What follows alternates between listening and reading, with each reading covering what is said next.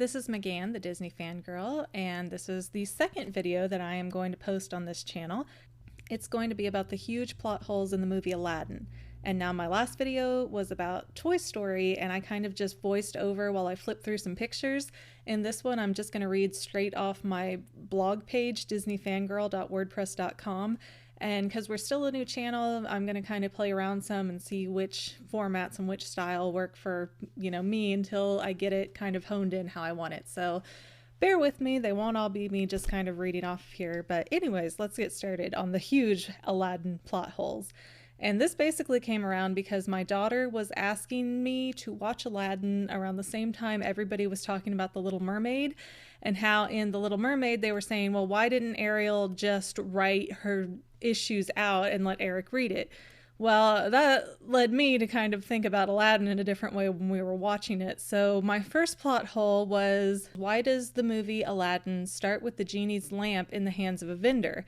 And it's been gone through several different times. I think recently one of the directors or producers came out and said, well, the vendor is actually the genie, but it really doesn't make a lot of sense. I mean, yes, the person who voices the vendor is clearly Robin Williams. He's not actually credited in the movie, but it's clearly him, although that's not him singing Arabian Nights at the beginning of the film.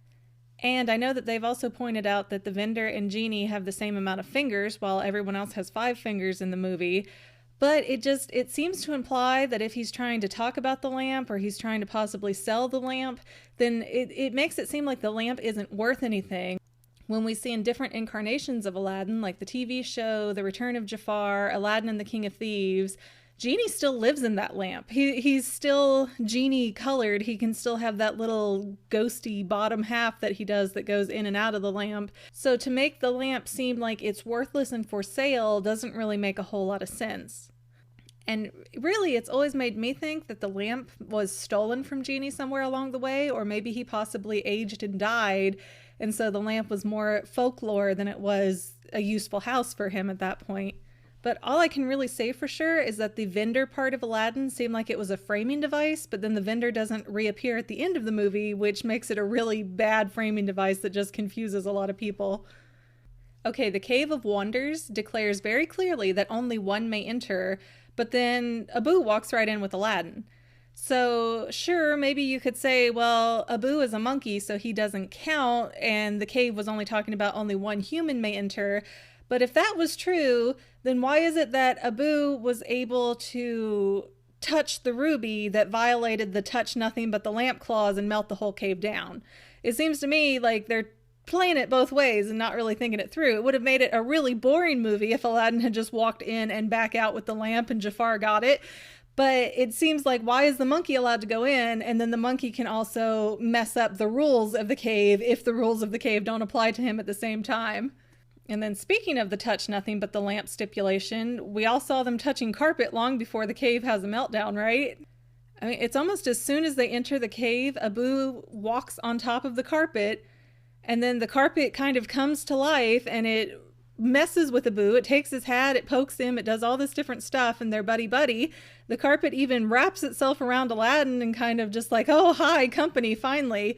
But if the carpet doesn't count as a treasure that should not be touched, I think the cave is really underestimating the value of this flying rug, because it's not only another living kind of sentient being, but it's one of the most important nonverbal characters that Disney has ever created. So this Cave of Wonders really needs to make up its mind, because only one may enter means Aladdin plus one, and touch nothing but the lamp means that, well, the carpet's okay. Even though it's a treasure, even though it's valuable, even though it's flying and sentient, it's okay to touch that, just nothing else that would belong to the cave otherwise.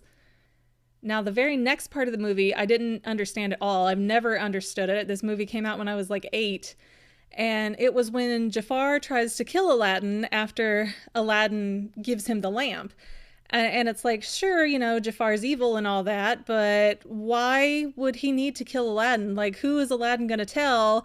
What is Aladdin going to ever do that is going to stop Jafar while he has the lamp in hand? I mean, he could have just as easily pulled him out of the cave and then just made a wish and run off and left Aladdin there, and the whole kingdom would have been taken over before Aladdin could ever even get back to town. It also seems like Aladdin did a lot of work for Jafar, even though he didn't know, obviously, the situation. But it seems like Jafar should be rewarding the guy, not trying to off him for no apparent reason other than just to be super evil. So then obviously we know what happens next in the story, and Aladdin becomes Prince Ali and comes marching into the palace with this grand parade of different animals and things. And what I'm curious about is, why didn't the Sultan have any questions for him? Like, what was he the prince of? I mean, now I don't fault Aladdin for not really having an answer for this, because why would he have something like that automatically prepared in his head? He's probably never left Agrabah. But I would imagine that the Sultan is a very wise and well-educated man, so why would you not look at a prince and be like, oh, what are you the prince of?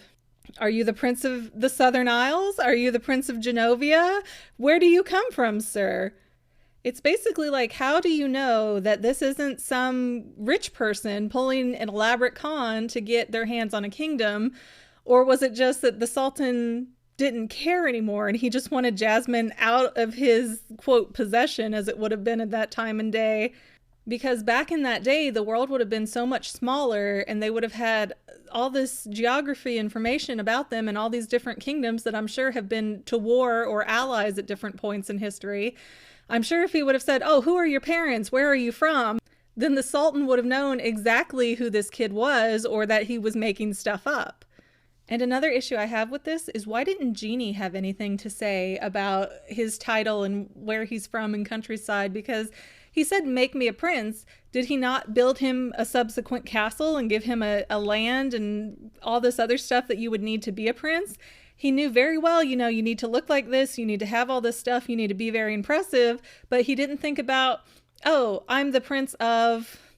Seems like that should have been part of the wish. Then I have to wonder about, why in the world do the guards seem to work for Jafar in this movie? Now I get, like, the big captain of the guard kind of guy, he seems to hate Aladdin, that seems to never change throughout any version of Aladdin that you watch. But it seems to me like if somebody who is in charge of peacekeeping, as Jafar says he is, comes up to you and says, hey, we have a visiting prince in the castle, I want you to kill him, you would at least need some explanation. I mean, I get that guards are supposed to follow orders and not question them, but if the Sultan isn't giving these orders, and this is something that could potentially start a war, wouldn't you want to clarify with the top guy in charge that this is what he wants done before you do it? And I know some people have said that, well, maybe Jafar enchanted the guards with his snake staff like he did the Sultan. But if you look at their eyes when they are beating the crap out of Aladdin, they are not red-eyed or mystified or anything at all. They seem to really be taking pleasure in beating him up. And then I've also wondered, which I guess kind of works into this too, is that towards the beginning of the movie, when the guards first capture Aladdin and take him to the dungeon, Jasmine stands up and reveals herself and says, by order of the princess, you're going to release him right now.